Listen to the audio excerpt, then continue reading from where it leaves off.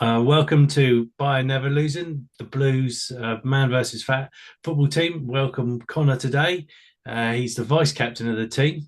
And let's take it away, Connor. You are as well a podcast personality, just like Russ, on a podcast or two. So can you just tell us your situation and what brought you to man versus fat?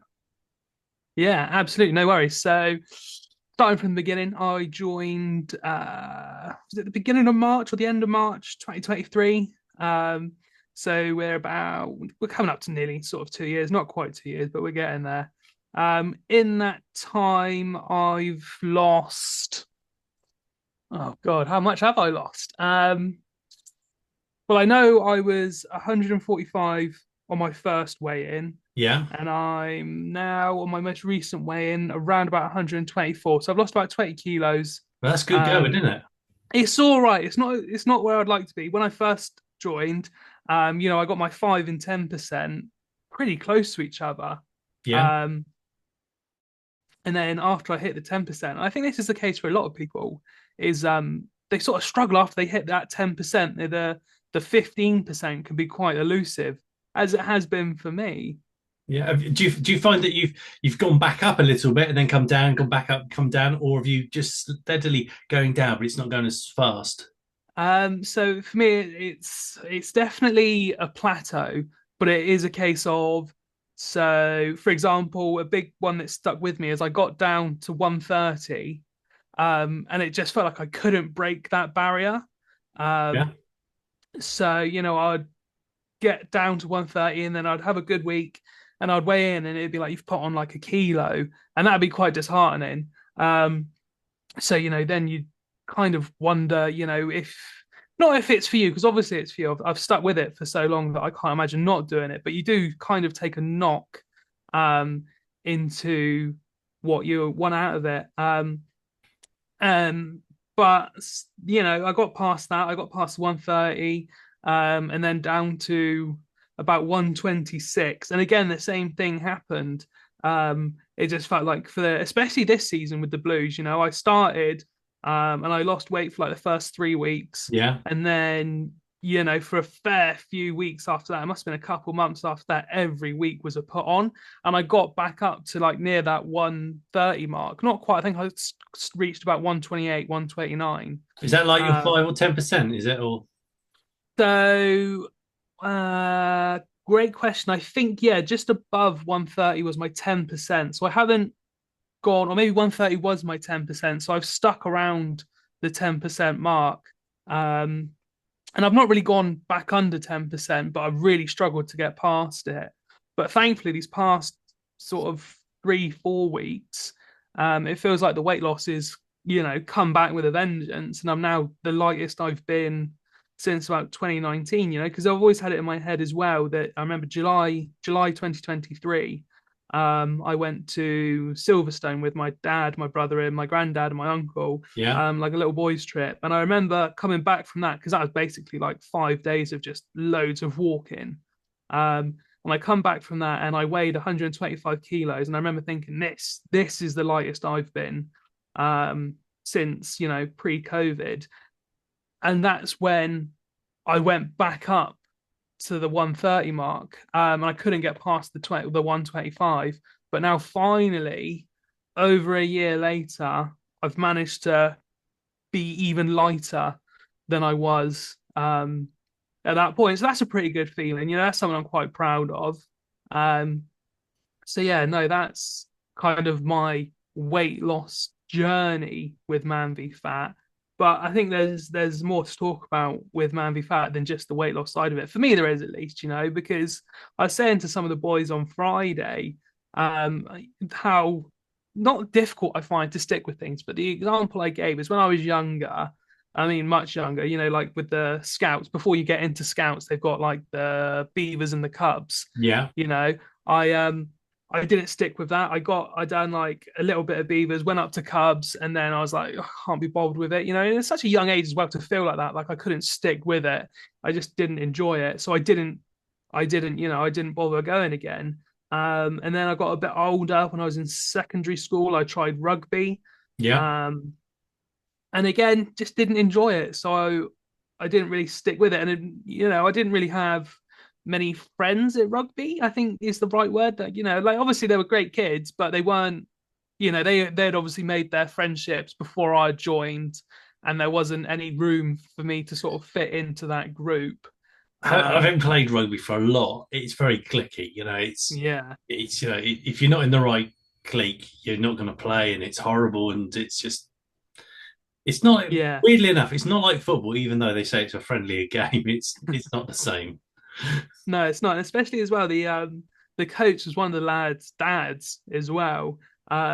So the dad had his favourites on the team because Yeah, they were his boys' friends. And not that I was left out of it, but it just wasn't for me.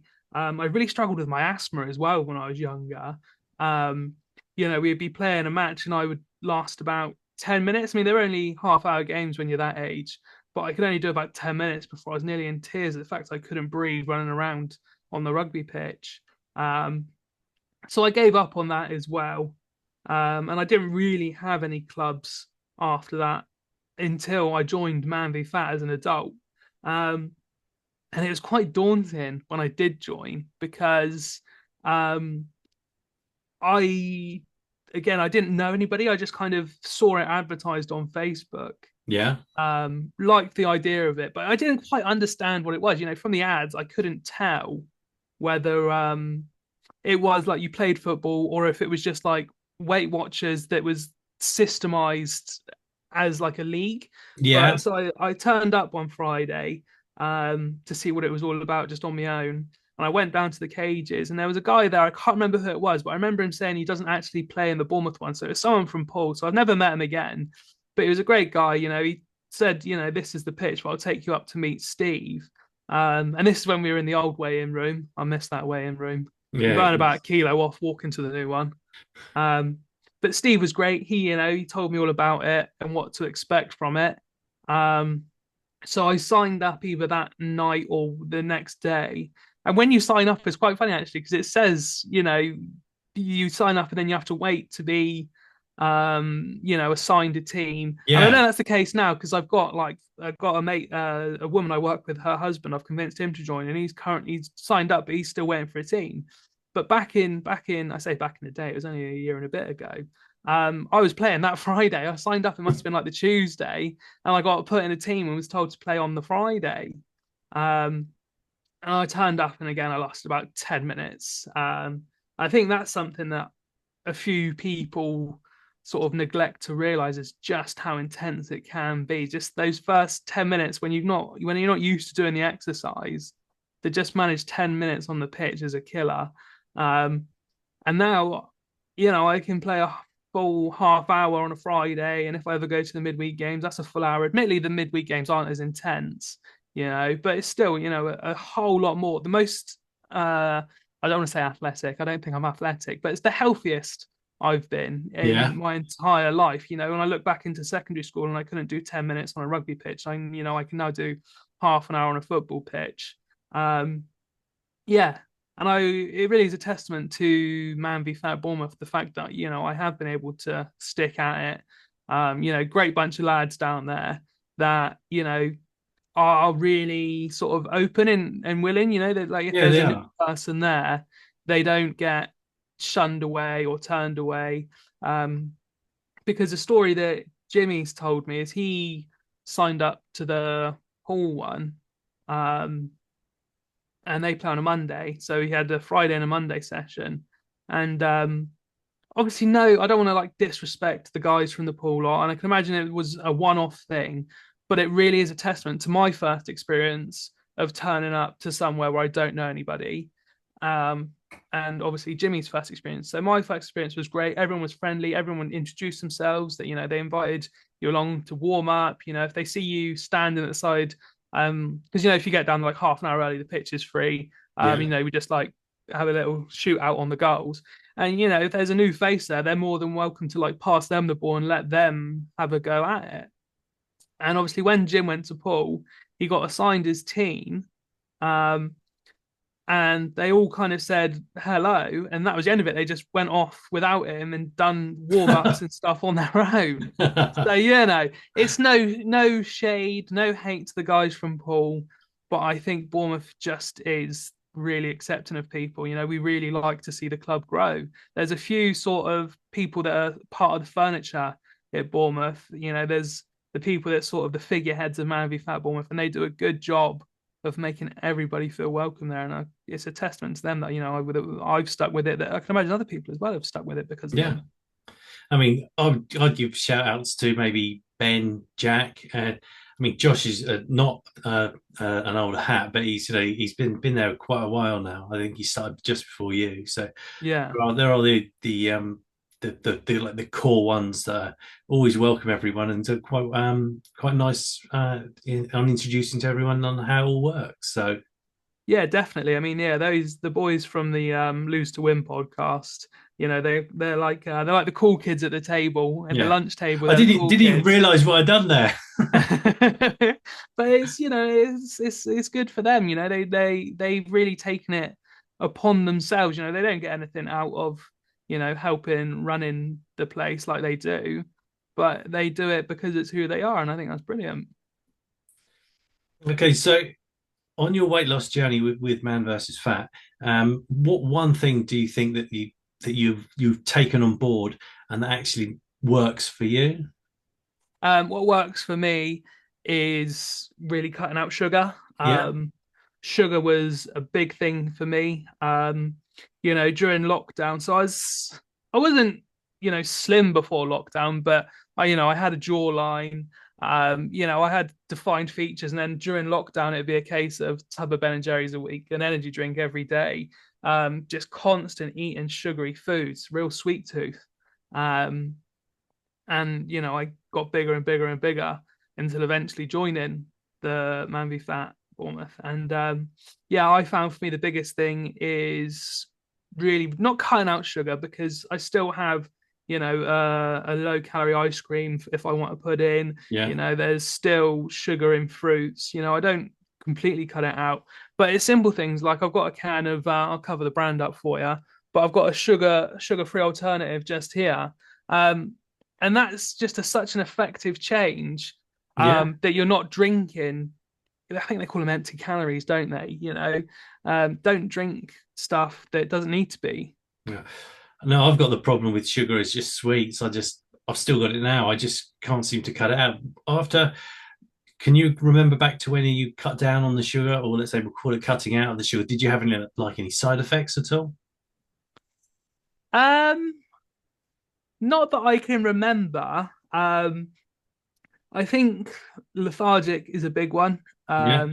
Yeah, Sort of struggling to wake up in the morning, and when I do wake up, taking like an hour to actually come round.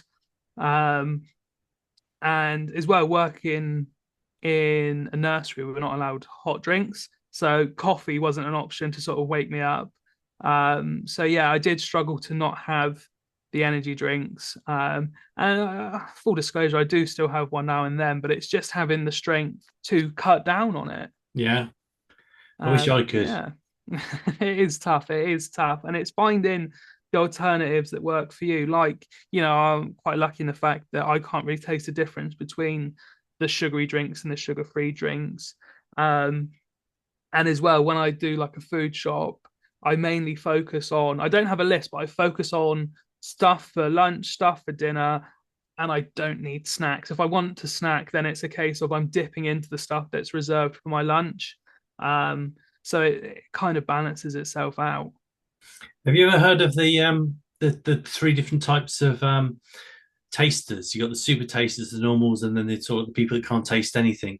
Have you ever heard of that at all? Yeah, yeah. Well, I've heard of super tasters for sure. Yeah, definitely. So which category do you think you're in then? And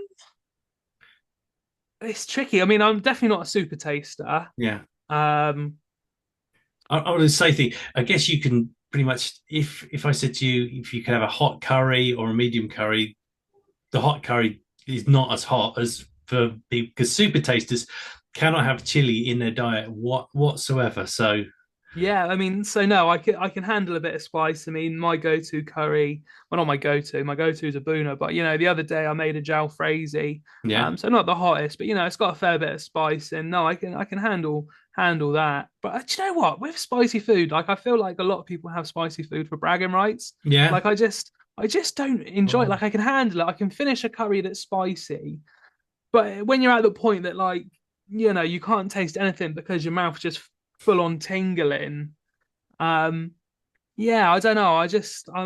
My dad will always order a vindaloo, and by the end of it, he's got like a purple nose on him and a bit oh, of oh. watery eyes. And I just think, is that enjoyable? Is that tasty? I don't think so. But yeah, no, spice is all right for me. Yeah, no, because I'm a normal taster, but so I can taste the difference between a sugary drink and a non-sugary drink, and sort of like Mm. when sugars and things are added to foods. Where my wife and son are both super tasters, so that means if there's a little bit of salt not added to the food, it Mm. always tastes horrible to them. And if there's a chili or something, I've just knocked some, oh, put a little bit of Tabasco sauce in there, they'll know Yeah, straight away that it's got in. yeah. Oh, I do like a bit of Tabasco though. If I ever have a sausage roll for my lunch, a bit of Tabasco on top of the sausage roll, Yeah. that's a pretty tasty treat for me. Um, Yeah. so um, you got your brother to join, didn't you? Or did he just follow you down one day? No, so yeah, the story of Anthony joining. So he used to play back again. I think this is just after COVID. This would be 21, 22. I think. He used to play seven aside he used to work at Aldi, the food store in Yeah, Christchurch. He used to work there and they had a seven aside team there and he was a keeper there. Um, but eventually he got out of Aldi because he's got his qualifications. He's a marine engineer, really smart guy, but was just working at Aldi through necessity. There wasn't anything there for him. But eventually he found a job in, his field, and he went for it, and then ultimately had to give up the seven aside. Um, and yeah, so then a year or two went by, and then I joined Manly Fat, and I was there for about a year. And when I first started, I tried to get him to join, and he wasn't having it. He yeah, didn't see the point because he's not a big guy. Admittedly, he met the BMI requirements to join, but there's some people there like myself, like Josh on our team, who's done extraordinarily well. yes, yeah, Um, Big people that have joined and have lost a load of weight. And fair play to Ant, he's joined and he's lost a lot of weight, but I think he just carries it differently. Like he from the outside, he looks like he's just got a little bit of a belly. There's nothing that you would say you're overweight if you were to look at him. So he didn't really see the point in joining. Um, and then yeah, closer about what was it? It must have been, when did he join? It was the last season I was on the black team, and we've been on the blues for coming up to the end of two seasons yeah. We now. So have, he yeah. joined. He joined about 3 seasons ago. Okay. Um, and yeah, I think I did just whittle him down. Eventually, I think he missed playing a bit of football because he is a keeper. It's what He he's is a he's good done when keeper, he isn't he? played. He's a cat between them sticks. He beats himself up though. He Oh beats yeah. himself up. Like on Friday, he wasn't happy, was he? He walked away at the end. But that's just him. That's who he is as a person. That's how he deals with it. I got back to the car, and he had calmed down completely. It's just he just needed 5 minutes to get over the game. But yeah, no, I'm glad he did join because again, he's becoming part of the furniture. He's one of the better keepers down there. I mean, you've got him and Ryan, really, I would say, at the top of their game for keeper wise. Um, and yeah, he's settled in well. He's gone from just playing on the Fridays. I think he plays every Thursday now. Yeah. Gets his practice in. So yeah, no, it's good. I'm glad to have him down. Okay. So this week, as you know, I'm not going to be there, and you're going to be the captain. And Oh so, yeah. so, what do you think is going to be your first task or your first worry of being the captain? Probably the fact that we've only got currently 4 or 5 people Yeah, attending I on did see Friday. that. I did see that. Yeah. Yeah. So it's going to be, I think we're going to need ringers because I think looking at it, I think Anthony is actually the only person to confirm whether he's playing or not. I think he is because he's coming around mine afterwards, so he better be. Um, but yeah, I think so. We're going to have 5, so we're going to need a couple ringers. So I think that's going to be the first challenge is, well, at least I don't have to worry about subs. No, But yeah, it is what it is, isn't it? People can't make it. People are injured. I mean, you've got Ryan and Harry. They're both injured, aren't they? I mean, yeah. and you don't. As nice as it would be to have them down because we need them. They're good. They're good players. Um, it's only going to hurt them if they start too early. So as much as it's annoying that we only got 5 people available, there's nothing you can do No, about but it. it's just a bonus the game at the end of the week, and it really Yeah, it's what you yeah. try to do is lose the weight. So uh you've um you've joined Weight Watch, oh, so joined Man versus Fat. Have you ever done any other things like Weight Watchers or anything like that, or this is just the first flurry into weight loss? Yeah, no, this is my first flurry into it. I don't really like the idea of Weight Watchers, Slim and World, and stuff like that. Yeah, I know, Steve, and not just Steve, everyone makes it apparent that weight is lost through eating. You can have an amazing week exercise wise, but if you haven't watched what you're eating, then you're not going to lose weight. And it's very true that the food is the most important bit. And it sounds silly to say it, but I don't like how much Slim and World and Weight Watchers do focus on the food. I'm not a calorie counter. I know what I eat. And as long as I don't snack, then I don't, sounds big-headed. I'm pretty much guaranteed to lose weight as long as I don't snack. If I stick to, and I don't have breakfast either. That's another thing which is a bit controversial. People find that they say you should have breakfast, but I so just don't eat in the it's morning. only an invention by Kellogg's that. I like it. No, Yeah, it was Kellogg's. They needed to it was the cornflakes when they were doing the cornflakes, and they needed to bolster the sales of cornflakes. That's what they yeah. said. Start your day with a breakfast cereal, and breakfast is the most important meal of the day. That is actually an advert from Kellogg's. Wow. Do you know what? It rings true because I really don't feel hungry in the mornings. Do you know what I mean? Eating is the last thing I can think of when I wake up. Like I say, it takes me a while to wake up anyway. So eating really isn't on my mind. So as long as I stick to having a lunch and a decent dinner and don't snack, then it sounds so big-headed. I find weight loss kind of easy if I just stick to that plan. Yeah. But that's what works for me, and I think that's a major thing to do with weight loss is you have to find what works for you. But yeah, going back to Weight Watchers and Slimming World, I just don't feel it's not enjoyable to have a list of foods that you can and can't eat. Yeah. Um, and there's things on there that make sense as well. Like you can eat as much pasta as you want, No, but I would say not. Yeah. yeah, and then there's something that like is actually quite good for you. I can't remember what it is, but it's classed as still call them sins. Again, Yeah. that I feels don't know. wrong to that feels wrong to build that relationship with your food is to have an absolute no on it. But I yeah, think it's no, got to be balanced, doesn't it? yeah, definitely. You've got to find what works for you, maintain that balance, and don't give up on the journey as well. It is a journey. I mean, like I just said, I didn't lose weight for nearly a year. Well, obviously I lost weight, but I didn't lose anything that felt substantial. Yeah. Whereas now, like I said, it's the lightest I've been since pre-COVID, and it feels pretty good. So what we're going to do now then, Connor, is just say just going to ask you one more question, and then we'll call it a day. Your hobbies and interests, is there anything you may hear, you may not hear, that some of the other guys talk about Lego or they do other things? Is there one thing that's really strange or abstract that you enjoy doing that the other members of the blue team would go, I never knew that, Connor? Maybe. I'm quite a big action figure collector. Um, I've got about 5 40-liter tubs filled with action figures um, in their boxes that need displaying still. But I don't know if you could tell that looking at me. I'm a little bit of a nerd.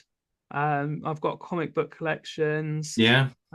action figure collections. There's so much stuff I know, and this kind of annoys me as well. Like I could tell you so many random facts about superheroes, but yeah, I couldn't recall any maths or science lessons that I've been Right. taught. My brain's chosen to remember superheroes over something useful. Well, everyone's got something. Well, I'm going to wrap it up there, Connor. So thank you very much for this, and That's all right, Rob. I Thank you hope for the having call me. goes well on Friday. Cheers, Chief. I'll catch you later. In a bit.